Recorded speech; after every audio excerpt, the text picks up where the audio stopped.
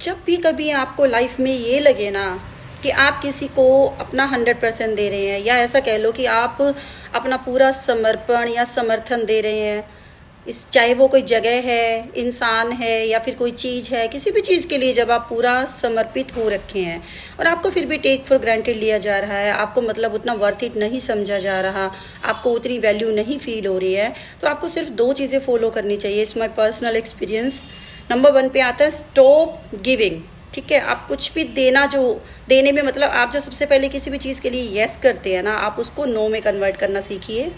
क्योंकि आप किसी के भी कह देने से अगर आप सिर्फ यस करते हैं तो इट मीन्स आप उसकी एक हैबिट बना रहे हैं कि आप उसको कभी नो कह ही नहीं सकते। और अगर आप किसी चीज़ में सहमत नहीं हैं, आप बड़ी बेशर्मी से नो बोलना सीखिए। और कई बार ऐसा भी हो जाता है कि आपने जैसे ही नो बोला, सामने वाले की तो यस सुनने की आदत है। अब आपने लाइफ में पीछे जितनी बार भी उसको यस बोला होगा ना किसी भी चीज़ के लिए, और अब की बार अगर आपने नो बोल दिया तो आपका वो यस पे जो है पानी फिर गया।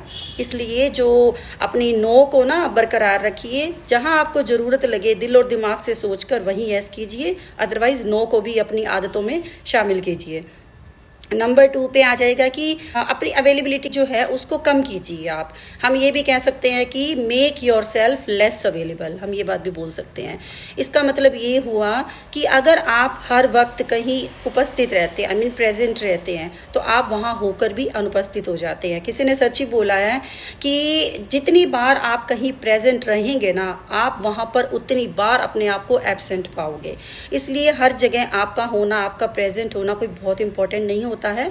जहां आपको जरूरी लगे वहां आप प्रेजेंट रहिए, जहां आपको जरूरी लगे कि यहाँ जाकर आपको उतना अप्रिसिएशन नहीं मिल रहा है उन सब चीज़ों में, तो आप अपने